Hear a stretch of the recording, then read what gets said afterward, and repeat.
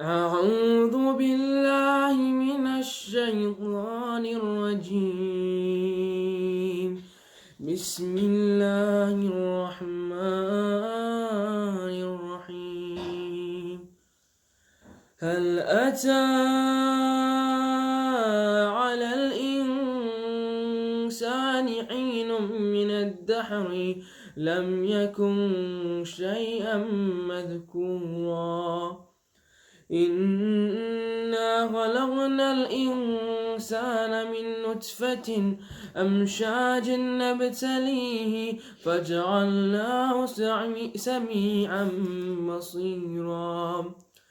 إنا هديناه السبيل إما شاكرا وإما كفورا. إنا أعتدنا للكافرين سلاسل وأغلالا وسعيرا. إن الأبرار يشربون من كأس كان مزاجها كافورا عينا يشرب بها عباد الله يفجرونها تفجيرا. يوفون بالنذر ويخافون يوما كان شره مستطيرا. ويطعمون الطعام على حبه مسكينا ويتيما وأسيرا. إنما نطعمكم لوجه الله لا نريد منكم جزاء ولا شكورا. إنا نخاف من ربنا يوما عبوسا قمطريرا. فوقاهم الله شر ذلك اليوم ولقاهم نضرة وسرورا. وجزاهم بما صبروا جنة وحريرا متكئين فيها على الأرائك لا يرون فيها شمسا ولا زمحريرا. ودانية عليهم ظلالها وذللت قطوفها تذليلا. ويطاف عليهم بآنية من فضة وأكواب كانت قوارير من فضة قدروها تقديرا. ويسقون فيها كأسا كان مزاجها زنجبيلا عينا فيها تسمى سلسبيلا. ويطوف عليهم ولدان مخلدون إذا رأيتهم حسبتهم لؤلؤا منثورا. وإذا رأيت ثم رأيت نعيما وملكا كبيرا. عاليهم ثياب سندس خضر واستبرق وهلوا أساور من فضة وسقاهم ربهم شرابا طهورا. إن هذا كان لكم جزاء وكان سعيكم مشكورا. إنا نحن نزلنا عليك القرآن تنزيلا. فاصبر لحكم ربك ولا تطع منهم آثما أو كفورا. واذكر اسم ربك بكرة وأصيلا. ومن الليل فاسجد له وسبحه ليلا طويلا. إن هؤلاء يحبون العاجلة ويذرون وراءهم نحن خلقناهم وشددنا أسرهم وإذا شئنا بدلنا أمثالهم تبديلا إن هذه تذكرة فمن شاء اتخذ إلى ربه سبيلا وما تشاءون إلا أن يشاء الله إن الله كان عليما حكيما يدخل من يشاء في رحمته والظالمين عد لهم عذابا أليما صدق الله العلي العظيم.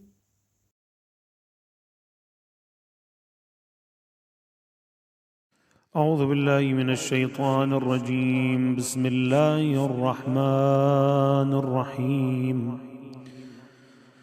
صلى الله عليك يا مولاي يا رسول الله وعلى آل بيتك المعصومين المظلومين. لعن الله الظالمين لكم سادتي من الأولين والآخرين. صلى الله عليك يا مولاي وابن مولاي يا أبا عبد الله يا حسين يا شهيد كربلاء يا غريب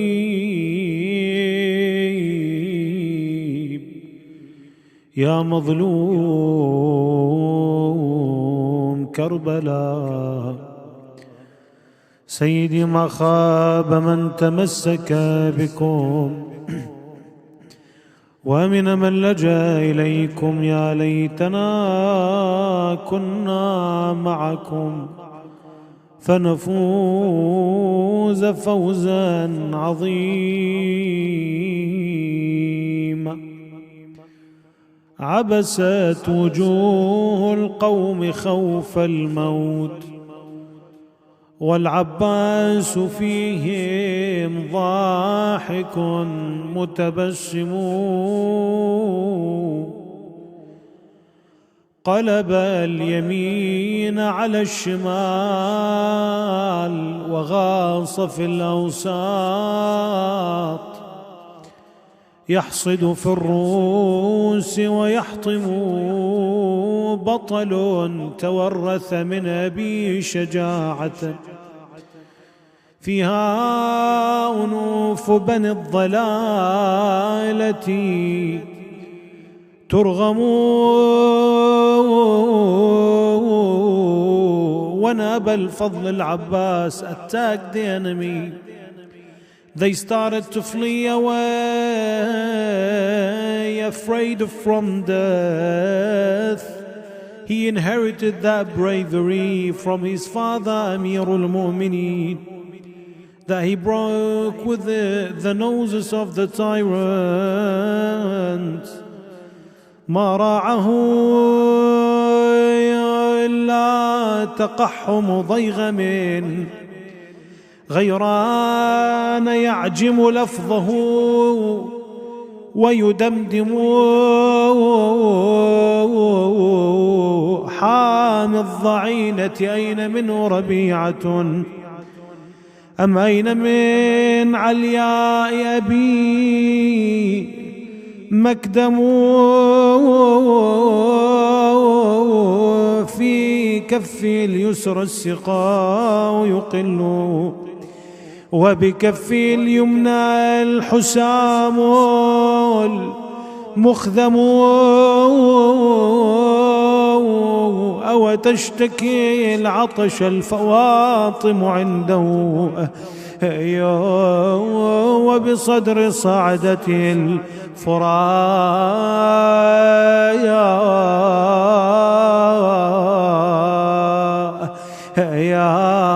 المفعم. In his left hand the bag of water, and in the right hand his sword, to defend the women, the children, and to deliver the water to the thirsty. لولا القضاء لمح الوجود بسيفه والله يقضي ما يشاء ويحكم. If it wasn't planned by Allah subhanahu wa ta'ala, He would have wiped the existence with His sword. وغدا يهم بأن يصول فلم يطق كالليث إذا الثار تتقلم. ولنادى حسين يا عباس هذا الواك ظل يندب ومهرق بالحرب ينعاك. يا خويا انكسار ظهري ولقدر الفرقاك وفراقك يا ابو فاضل علي صعاب. يا وفراقك يا ابو فاضل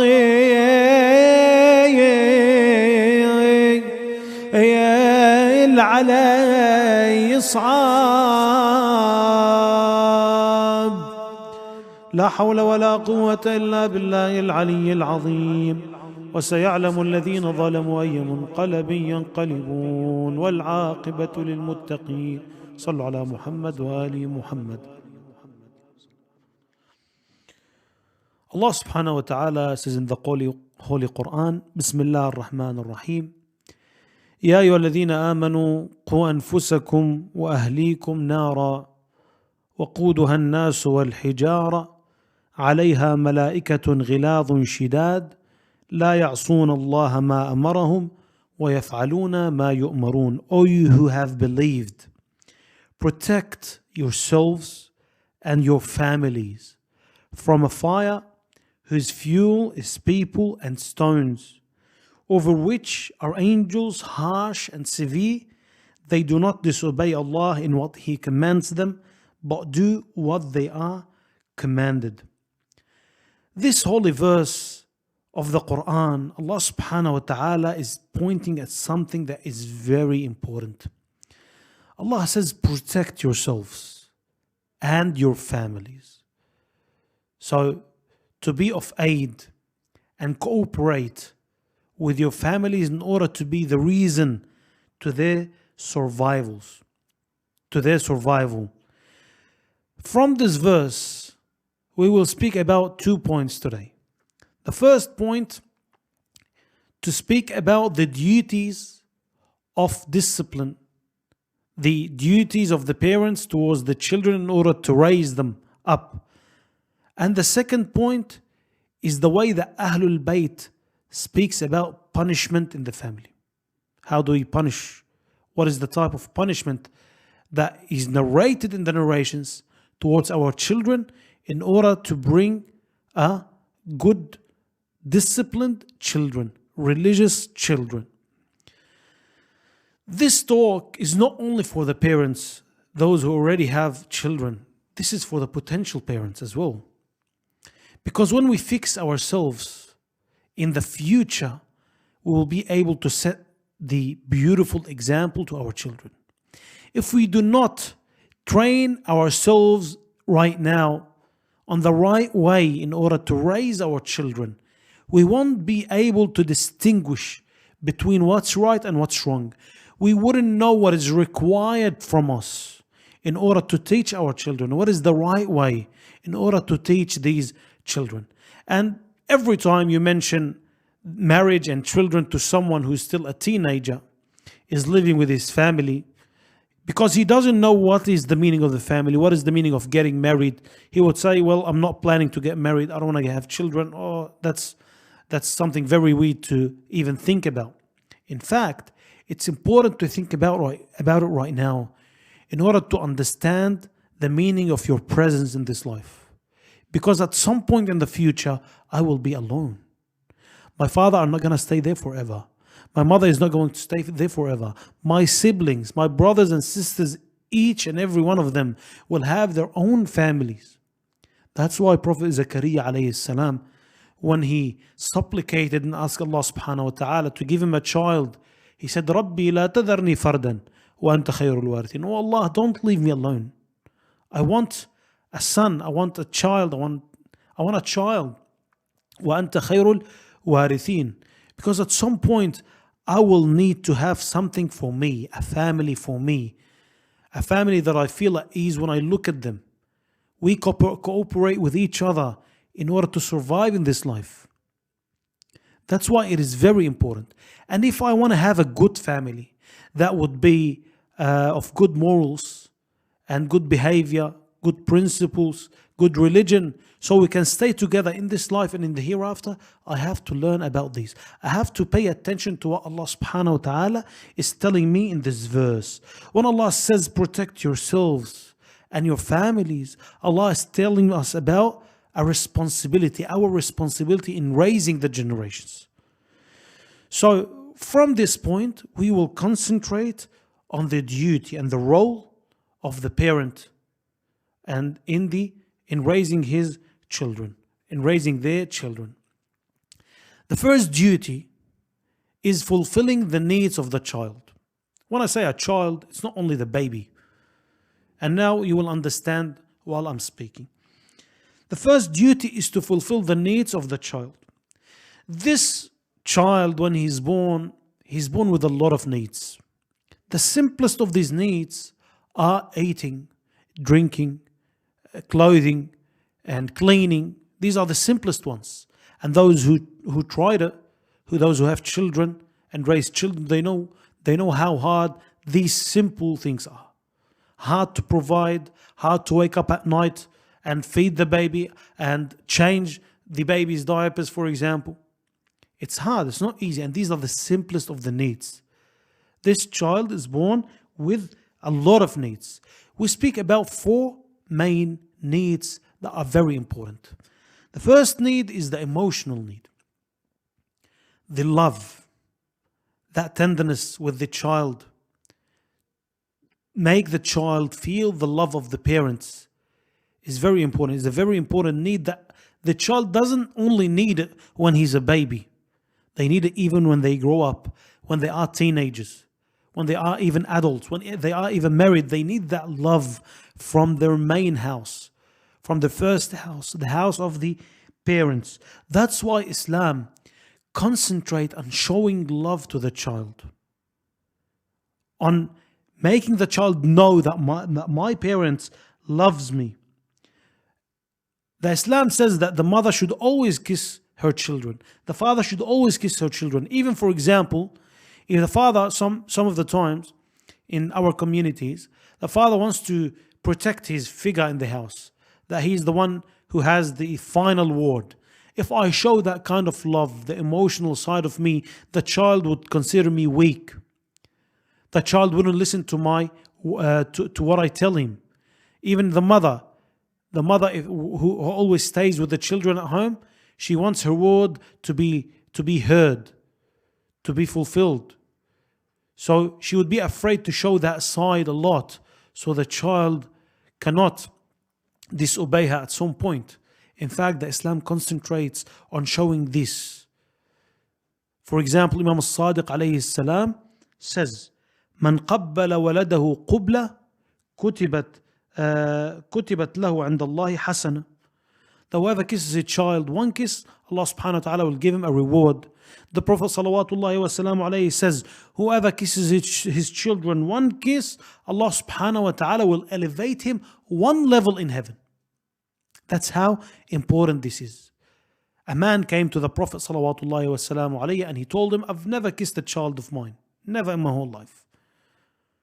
So when he left, the Prophet looked at the companions and he said, this man is going to be one of the inhabitants of the hellfire because of that. Why? Because he doesn't kiss his children. This indicates that he's got hardness in his heart. That he's ruthless. And then, which make him a person who's eligible to be in the fire. It's an introduction. This person has the ability to go to the fire of hell. He's ready to acquire all the conditions required in a person to be of the inhabitants of the hell fire. The narration even concentrate on being childish with the children. من كان له صبيا فليتصاب معه. It's for the same reason. Some fathers, some mothers, they are the head in that house. I have to show strength at all times. The Islam says no. With your children, be childish with them. فليتصاب معه. Why? So that child would feel the love of his father, would feel the love of his mother. Because if he doesn't feel that love, he would go and seek that love somewhere else, outside.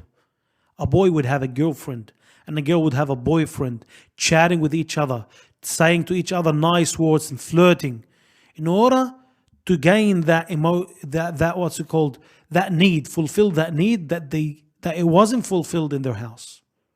They would try to go and seek it outside. A person would go seek it with a friend of his. Even if that friend has a negative effect, negative impression on my son. But because I'm not giving my son the emotional need that he needs, he goes and seeks it there. Even that he knows that he's a bad friend, he would learn from him. This friend cares about me. This friend asks about me. This is the first need. The second need. So this is the first need. When it's not fulfilled, this is one of the major reasons for deviation. Because I'm teaching my son the correct way to live, but he wouldn't listen to me because his needs are not being fulfilled. The second need is the spiritual need, and this is as well very important. In our communities, there is a misconception. People, they don't know what comes first. What are the priorities? Their priorities is that I have to feed my son. I have to make him grow up, help him grow up, bring him the nicest clothes, give him the best food. This is their priorities. In fact, a human being, he has a different type of existence that's more than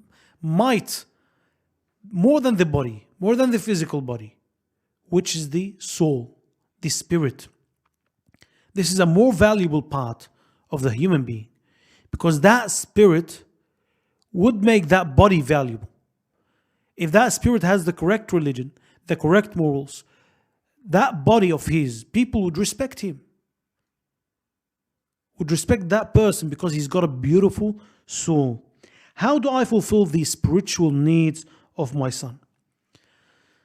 A human being, when the baby is born, Allah subhanahu wa ta'ala says in the Quran, فِطْرَةَ اللَّهِ الَّتِي فَطَرَ النَّاسَ عَلَيْهِ. The fitrah of the people is to be Muslim, is to be religious, it tends to the religious rituals. The religious rituals. And this soul would jump to these stuff, would go straight towards these stuff. That's why Islam comes and concentrates on this side. The Prophet salawatullahi wasalamu alayhi says, أَدِّبُوا أَوْلَادَكُمْ عَلَى حُبِّ نَبِيِّكُمْ وَحُبِّ أَهْلِ بَيْتِهِ وَعَلَى قِرَاءَةِ الْقُرْآنِ. Teach your children, raise your children on the love of your Prophet and the love of Ahlul Bayt and reciting the Quran. That's how I have to teach them. But from now, before I'm a parent, if I do not apply these on myself, how would I teach my children in the future? Me as a parent at home, my priority, for example, is to finish the episode of the series in Netflix, for example, when there is prayers. How would my son learn from that? I'm not fulfilling his spiritual needs. So Ahlul Bayt order us to raise our children on the love of the Prophet and the love of Ahlul Bayt salawatullahi wasalamu alayhi. For example, the first thing I try to entertain my kids with by showing them the movies of the superheroes like Spider-Man, Superman and these stuff. Instead of showing them the real superheroes who walked on this earth. Abu al-Fadl al-Abbas, for example. Amir al-Mu'mineen Ali ibn Abi Talib, the one who broke the door of Khaybar with 2 fingers. These are the real spiritual needs that they need. So we gather my sons, my children, my daughter in the majlis, in the matam. Now at home, instead of let them listen to the lecture and to the majlis, dressing the pajamas, for example, I dress them black, getting them ready to the majlis. If us as grown-ups, we need that spiritual need. With all the sins that we committed and the rust that is formed on our hearts, and yet, when we hanged that black material on the walls at home in this Muharram, and I shed tears, and I felt that kind of spiritual feeling, a beautiful feeling. All of us felt it when we hanged the black around the room, and the room became dark, like in a beautifully dark. Remembering Imam Hussein alayhi salam, and I needed that spiritual state. How about this son? How about this daughter? How about the children? Those who are in need more than me. They don't have that kind of frost on their hearts. They need to fulfill that. I bring them with me to the mosque. I stand up on the prayer mat on time and putting them beside me to pray. Feeding the poor, for example. Fasting at home.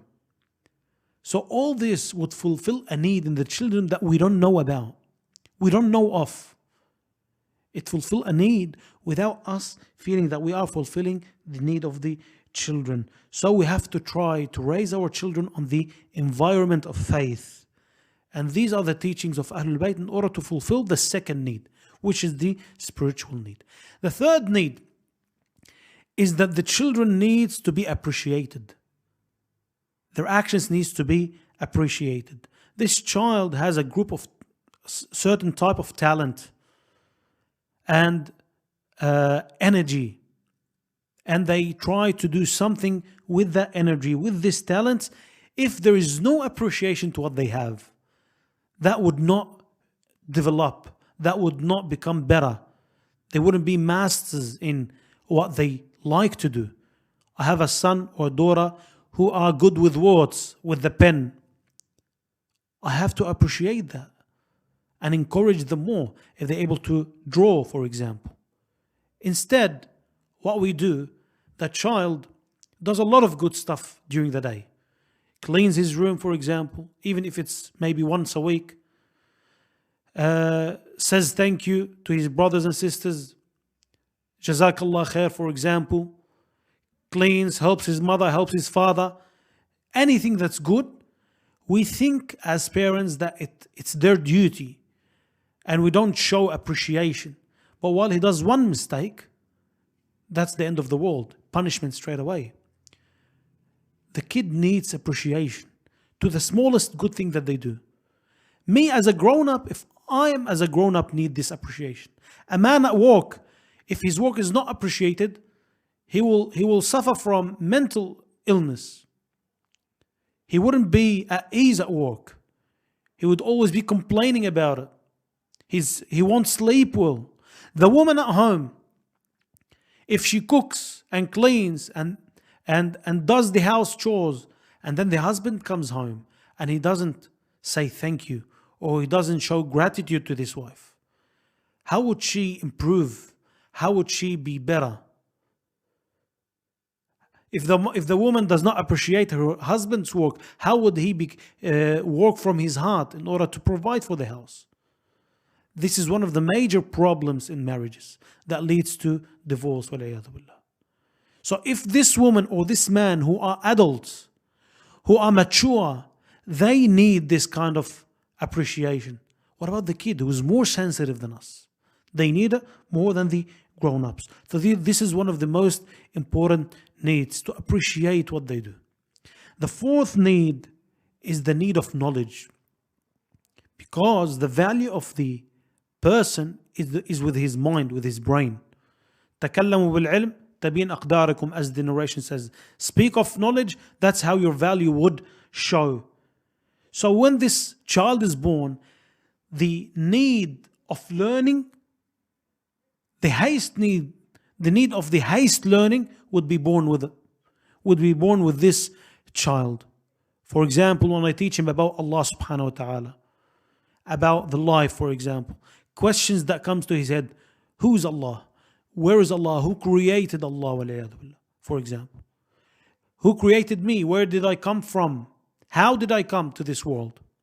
What is that and what is this? All these questions come to his mind.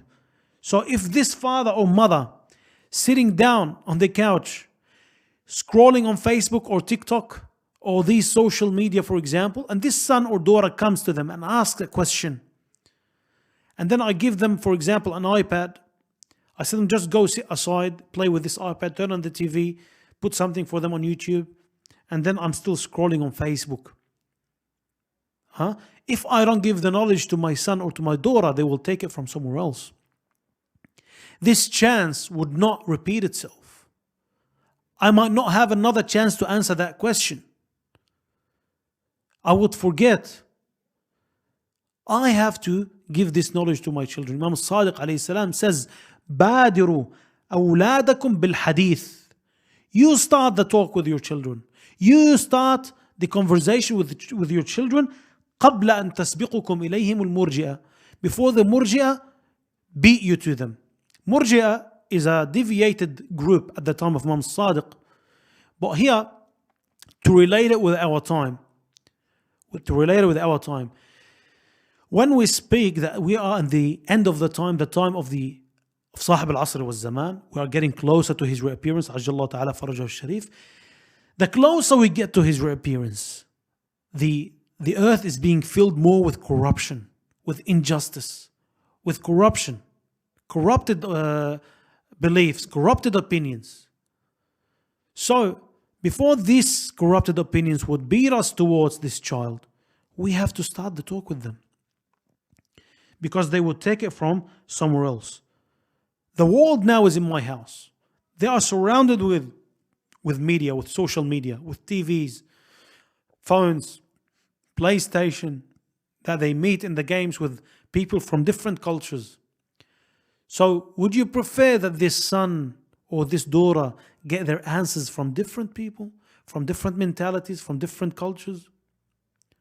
Of course, we have to start the talk with the children. We have to fulfill the need of knowledge of the children. The Prophet salawatullahi wasalamu alayhi says a very important thing. He says, وَيْلٌ لِأَطْفَالِ أُمَّتِي مِنْ آبَائِهِمْ. So the children of my nation at the end of the time, they would suffer from their parents. So his companions asked, do you mean the mushrik parents? The kafir parents? He says, no. From their mu'min parents, their faithful parents. When he was asked why, he said because they do not teach them their duties in religion and the rulings, and they prevent them from learning it. Ama wallah, I disown them, I disassociate myself from them, and they are disassociated themselves from me.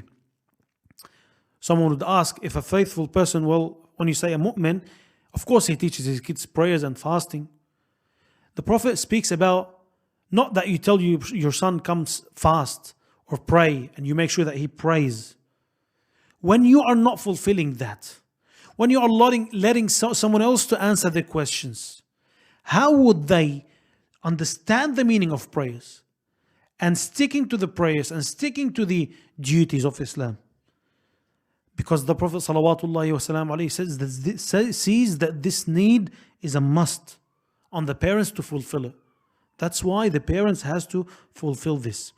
The second duty, so the first duty is to fulfill the needs of the child, and we said that it's 4 needs. The second duty, حسم مادة الانحراف, delete the causes of deviation from their lives.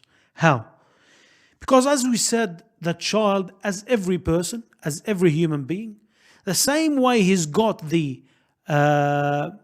ability to be religious, which is, as the scholars discuss piety and they define piety, they say that the piety is when you put your inner self in the position that it was created for, something that's suitable to your inner self.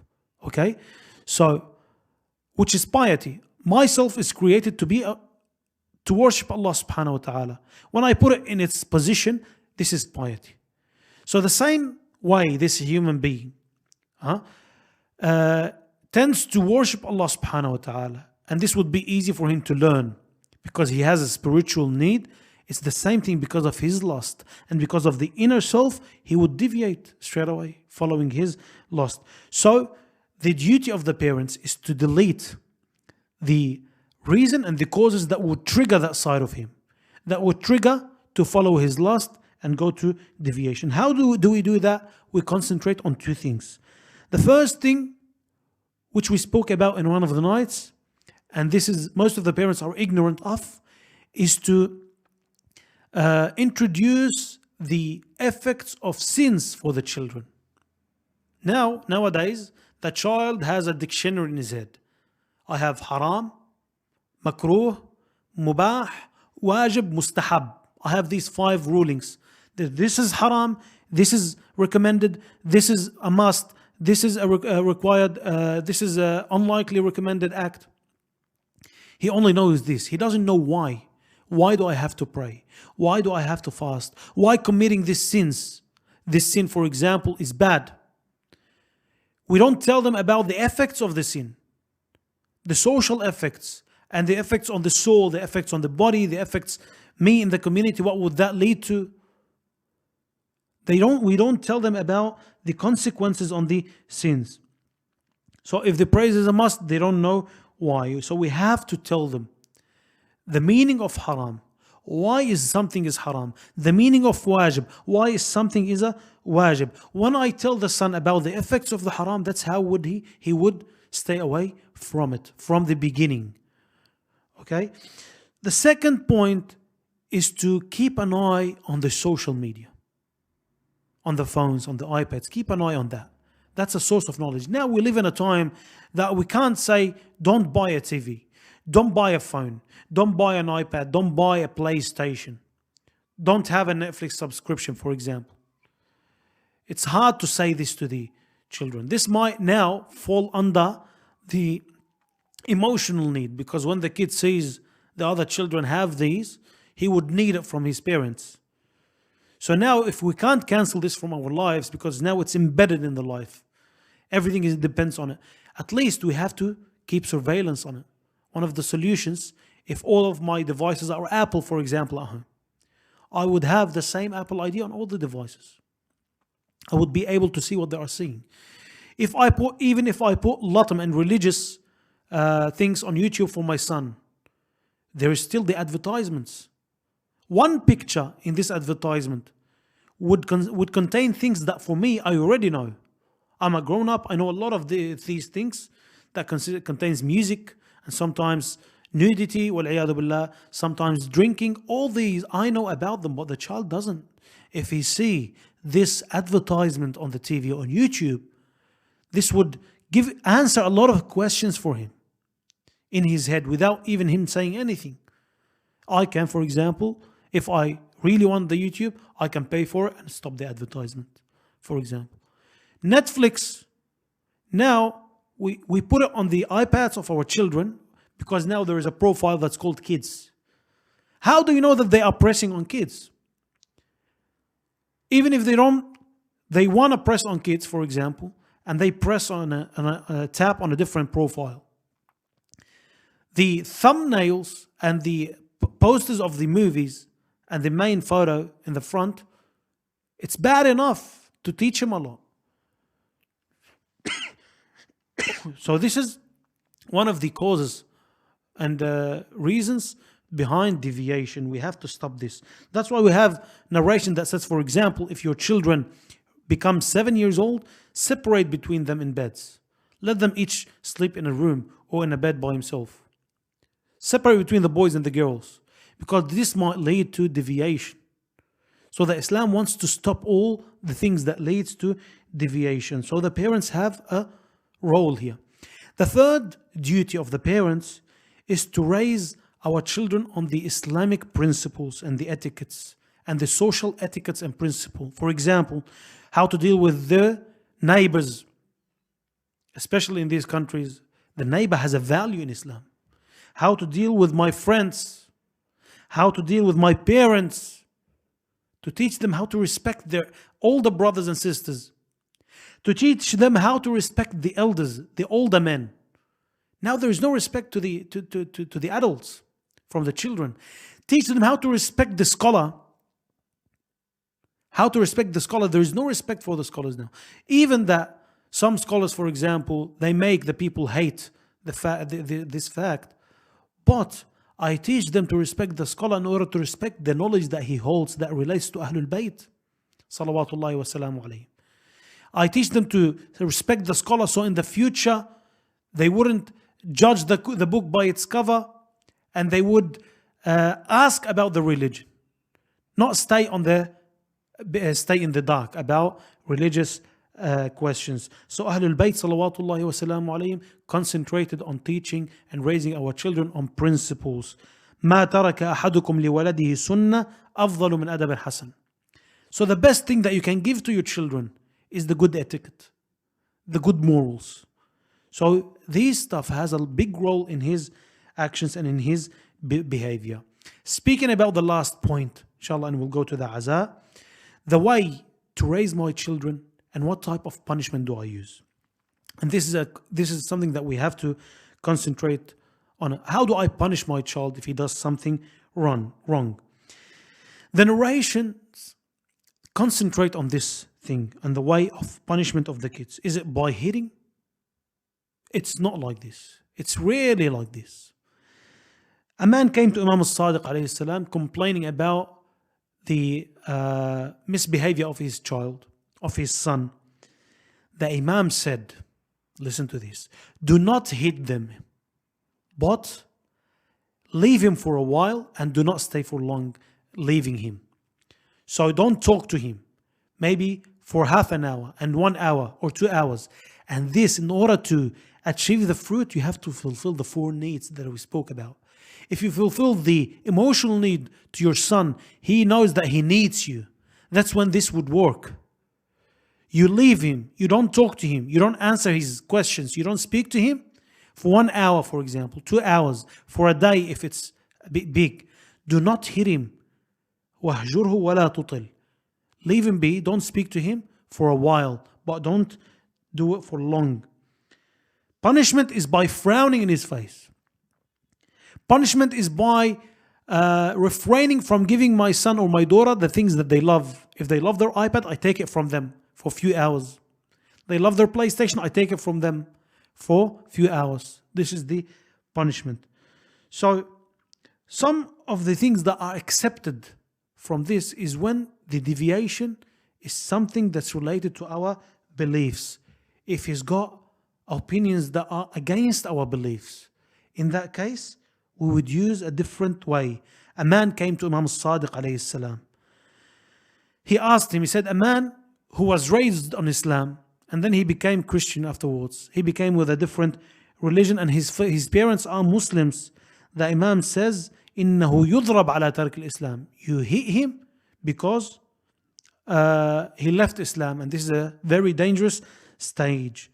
So when the child does not take his prayers seriously and all of the other ways did not work, in that case, I might use this way, the hitting.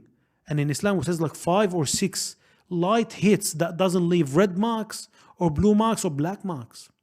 Doesn't leave a mark. So, but our problem is when he breaks a cup at home, when he spills the tea, when he throws the food, when he hits his sister or his brother, that's when he hit him. That's when we hit him. That's when we punish him with the big type of punishment. So we have to fix our priorities. Abu al-Fadl al-Abbas, how was he raised in order to hold these kind of characteristics? All thanks goes to al-Banin. al-Banin, she knew that Imam Hussein is the Imam of her time. They are the sons of Sayyidah Fatima al-Zahra. She raised Abu al-Fadl al-Abbas to never call al-Imam al-Hussein my brother, to call him oh master. She gave him the spiritual needs enough, and the emotional needs, and the knowledge, and appreciation. Because when he called him master, she would smile in the face of her son. In one of the events, Abu al-Fadl Abbas was sitting with Imam Hussein in the masjid. Sorry, they had guests at home and he was sitting with Imam Hussein. And then Imam Hussein said, I'm thirsty, I want to drink. Then Abu al-Fadl Abbas ran to Baneen, salawatullahi wa salamuhu alayha. And he said, oh mother, my brother Hussein, he's thirsty. And he said he wants to drink. Give me a cup of water. So Baneen goes and brings a cup of water to Abu al-Fadl Abbas. He takes it with his hands. And he goes to give it to Imam Hussein. Baneen calls him, Abbas, wait a second, come back. She said, that's not how you take the cup to your brother Imam Hussein. She gave him the cup and put it on his head. And she said, go give the water now to your brother Hussein. Abu al-Fadl Abbas went to Imam al-Hussein holding the cup on his head. And while he was walking, the water was spilling on his head and shoulders. And Imam al-Hussein looked at his brother. He said, oh brother Abbas. And he started to cry. He said, you're holding the water like this on your head. And he started to cry. He said, brother. He said, oh Master Hussein, why are you crying? He said, now that I see that the water is being spilled on your head and your shoulders, it reminded me of something that the Prophet salawatullahi wasalam alayhi told me, that my father Amir al-Mu'mineen told me about, that on the day of Karbala, Abu al-Fadl al-Abbas, that blood and your brain will be spilled on your shoulders. Abu al-Fadl al-Abbas, Al-Imam al-Hussein always said that Abu al-Fadl al-Abbas is my army. If he goes, my army is shattered. That's why he was the last warrior to come and take permission from Imam al-Hussein alayhi salam. The last warrior to die between the hands of Imam al-Hussein alayhi salam, before the baby, before Abdullah al-Radi'. Abu al-Fadl al-Abbas was so beautiful, a huge man. Just imagine this beauty came towards Imam al-Hussein alayhi salam with ara. He came, he said, oh Master, oh Aba Abdullah, is there a permission for me in order to go and fight? Imagine this situation. Imam al-Hussein alayhi salam standing up in Karbala. Ali al-Akbar is lying down dead. Al-Qasim is slaughtered. Abdullah Habib bin Mudahir is dead. Muslim bin Awsaja, Al-Hurr ibn Yazid al-Riyahi, all of the companions of the family of Abi Abdullah al-Hussein, about 100 corpses around. Every one of them breaks the back of Imam al-Hussein, and behind him women, widows, children. And there is only Abu al-Fadl al-Abbas who's left with Abi Abdullah al-Hussein, and then he comes to take permission. That's a very hard situation. Then he asks Abu al-Fadl al-Abbas, he says, oh Master, would you give me permission? The narrator said, Abu Abdullah al-Hussein answered with a broken heart. He said, oh Abbas, you are the bearer of the standard.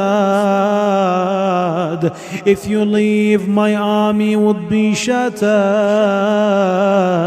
Abu al-Fadl al-Abbas said, oh Master, oh Hussein, I can't stand it anymore. I can't stand this life anymore. والله يقل حسين يا أخويا يا عباس يا نور العين يا تاجي على الراس. خويا انت الدرع والسيف والطاس. خويا شلون تروح وانا ابقى محير. Oh Abbas, oh brother, you are the shield, you are the armor, you are my helmet, you are everything. What would happen to me if you leave? Abu al-Fadl Abbas says, يا حسين يا زهرة خيامي يا خويا نحلت سكنة أعظامي. Oh Master, oh Hussein, I can't hear Sukaina anymore telling me that she's thirsty. I want to go and bring water. Al-Imam al-Hussein alayhi salam said, oh brother, oh Abbas, go ask for water. Just go bring water and come back. The kids came to Abu al-Fadl al-Abbas, said, oh uncle, we are thirsty. Al-Imam al-Baqir alayhi salam says, when Abu al-Fadl al-Abbas heard the words of the children, he took the bag and headed towards al-Mashra'a. He headed towards al-Alqami. Zainab alayhi salam came to him. She said, "Oh Abu al-Fadl, al-Wada', farewell, oh Abu al-Fadl, oh brother." And he kissed her in her head and he said, "Al-Wada', oh Zainab." He arrived to the Euphrates and there were 4,000 soldiers on that river. He revealed them of the river, and he went down to the river and held some water in his hands. He was so thirsty, he wanted to drink. When he felt the coolness of the water, he remembered the thirst of Al-Hussein. He remembered the thirst of the children, and he threw the water from his hands and he said, "Ya nafsu min ba'd al-Husayn huni وبعده لا كنت أو تكوني هذا حسين وارد المنون وتشربين بارد المعين تالله ما هذا فعال ديني." He spoke to his soul. He said, "Oh soul, may you be cheap after Imam al-Hussein alayhi salam. May you not be after Imam al-Hussein alayhi salam. This is Imam al-Hussein approaching to death and you are longing for the cold water." He threw the water from his hand, filled up the bag of water. When he came back, they sealed the way to the tent and they were shooting arrows like the rain. He chose to take the path with trees to avoid the arrows and to protect the bag of water in order to deliver it to the tent. They couldn't fight him, they couldn't defeat him. They went to treason. When he was with the trees, in between the trees, heading towards the tent, one of the enemies hid behind the tree. When Abu al-Fadl al-Abbas passed by, he hit his right arm with his sword and chopped it off. والله إن قطعتم يميني إني أحامي أبدا عن ديني. He walked towards the tents. He didn't care about his right arm. Another la'een hid behind another tree. When Al-Abbas passed by, he hit the left arm of Abu al-Fadl al-Abbas with his sword and he chopped it off. Al-Abbas, he didn't know what to do. The sword is on the ground. He took the bag of water with his mouth, but he still had hope that he can arrive to the tents with the water. While he was riding his horse,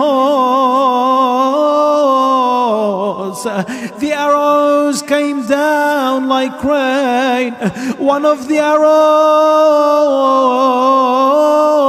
went into the bag of water.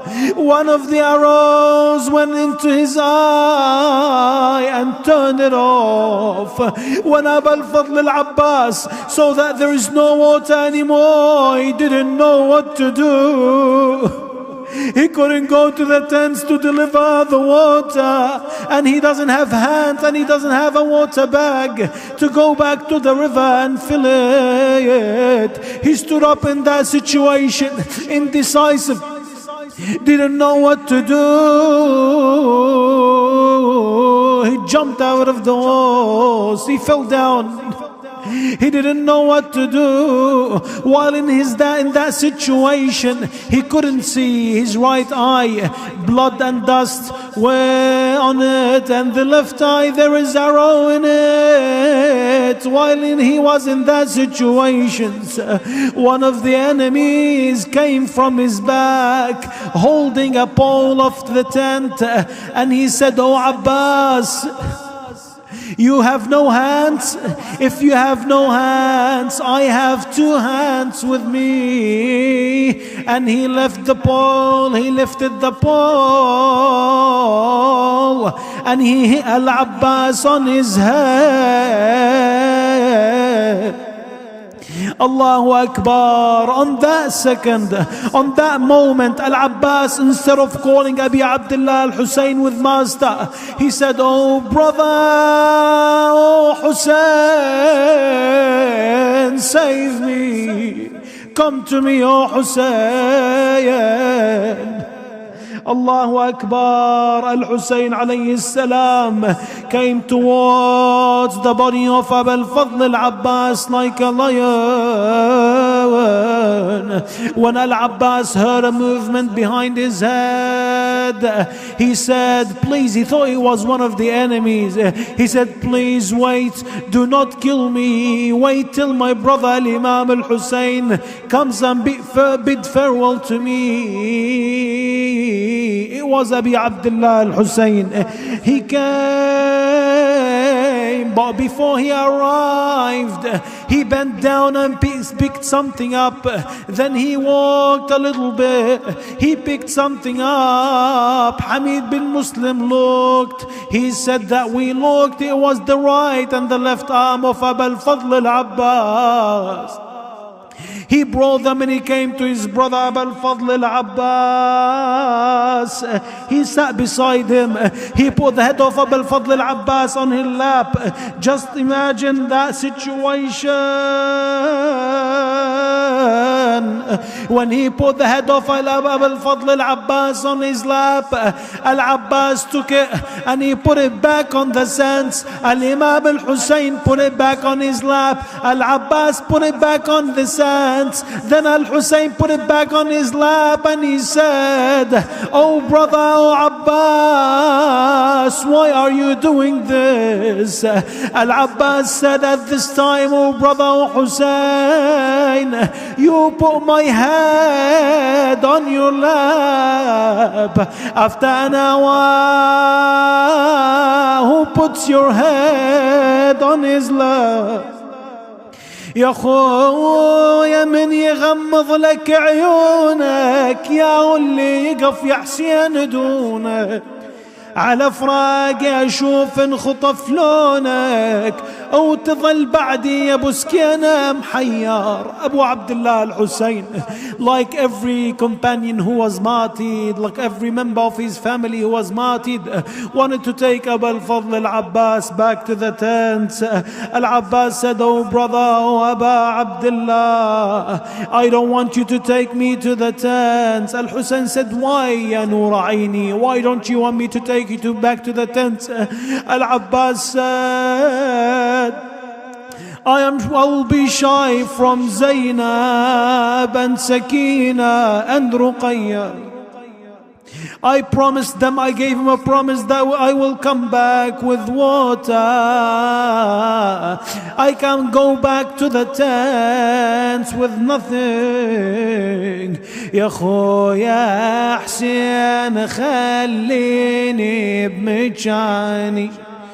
قل له ليش يا زغرة زماني، يقل له وعدت سكنة تراني بالماي واستحي منها لما نصدر. وانا الامام الحسين sitting beside Abu al-Fadl al-Abbas, and al-Abbas's head on the lap of Abi Abdullah al-Hussein, and the arrow in his eye. Then Abu al-Fadl al-Abbas down his feet. His movement stopped. His forehead started to sweat. Then his soul elevated to heavens. رحم الله من نادى وعباسا ومظلوما. Hamid bin Muslim says that 89 of his companions died. We never saw Imam al-Hussein alayhi salam in this situation. He stood up. He couldn't stand up straight. He said, my back is broken. الآن انكسر ظهري. Now my arm is shattered. الآن تفرق عسكري. الآن شمت بي عدوي. Now my enemies are enjoying seeing me in this situation. Oh, عظم الله لك الأجر أبا عبد الله بالحسين. Then Imam al-Hussein went with that situation towards the tent. Zainab alayhi salam came to him. She said, oh Hussein, where's brother Abbas? He didn't answer her. He couldn't answer her. What he did is that he went to the tent of Abul Fadl al-Abbas and dropped the pole of the tent. Then Zainab alayhi salam screamed, oh brother, oh Abbas. Al-Imam al-Hussein alayhi salam screamed, oh brother, oh Abbas. يا خويا انكسر ظهري ولا اقدر اقوم. صرت مركز يا خويا الكل الهموم. اليوم نامت أعين بك لم تنم وتسهدت أخرى فعز منامها. يا الله إلهنا, by the name of Abu al-Fadl al-Abbas and Abi Abdullah al-Hussein, hasten the appearance of Sahib al-Asr wal-Zaman. Grant us to be of his supporters and those who are martyred between his hands, defending the religion and avenging Sayyidah Fatima al-Zahra, avenging Abi Abdullah al-Hussein and Abu al-Fadl al-Abbas. Cure our ill. Protect us from this pandemic يا الله بحق محمد وآل محمد. اللهم كل وليك الحجة بن الحسن صلواتك عليه وعلى آبائه في هذه الساعة وفي كل ساعة وليا وحافظا وقائدا وناصرا ودليلا وعينا حتى تسكنه أرضك طوعا وتمتعه فيها طويلا برحمتك يا أرحم الراحمين. ولتعجيل الفرج واستجابة الدعاء وقبول الأعمال وشفاء المرضى ولأرواح أموات المؤمنين والمؤمنات الشهداء والعلماء نود الجميع ثواب ما قرأنا والثواب المباركة. الفاتحة مسبوقة بالصلاة على محمد وآل محمد. اللهم صل على سيدنا.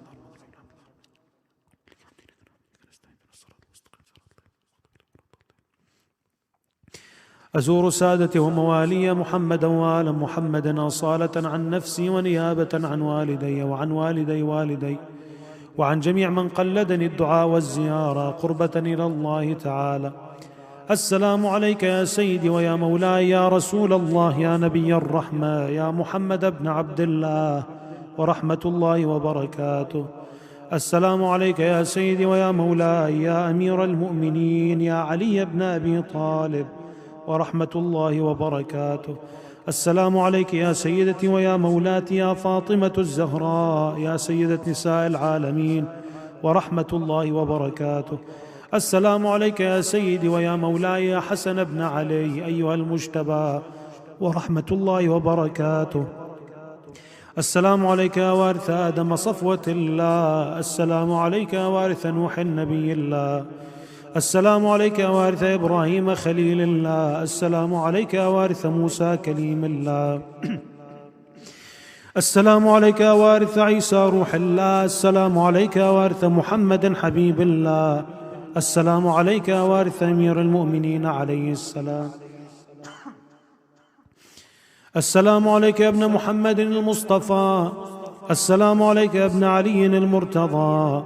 السلام عليك يا ابن فاطمة الزهراء. السلام عليك يا ابن خديجة الكبرى. السلام عليك يا ثار الله وابن ثاره والوتر الموتور. أشهد أنك قد أقمت الصلاة وآتيت الزكاة وأمرت بالمعروف ونهيت عن المنكر وأطعت الله ورسوله حتى أتاك اليقين.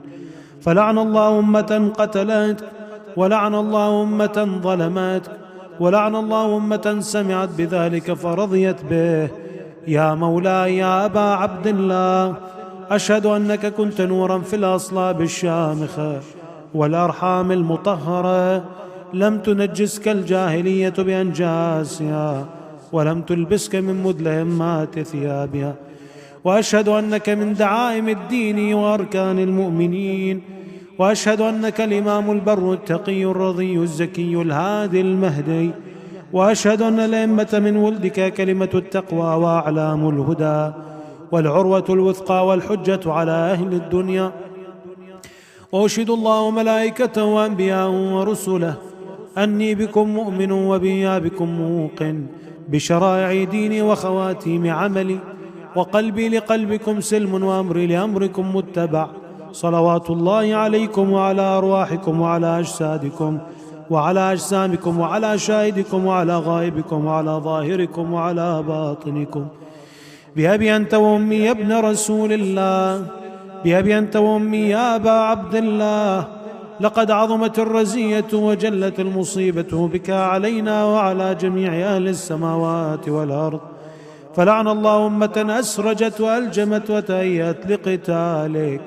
يا مولاي يا أبا عبد الله، قصدت حرمك وأتيت إلى مشهدك، أسأل الله بالشأن الذي لك عنده وبالمحل الذي لك لديه أن يصلي على محمد وآل محمد، وأن يجعلني معكم في الدنيا والآخرة.